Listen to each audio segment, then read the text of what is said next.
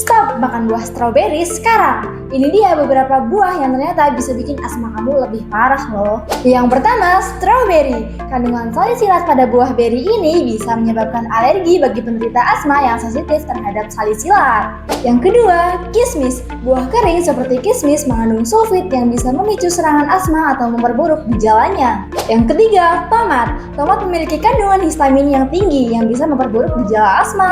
Jadi, kalau kamu penderita asma, hindari buah-buahan ini ya. Jangan lupa konsumsi Tibiba, obat herbal yang bantu mengurangi gejala batuk dan asma.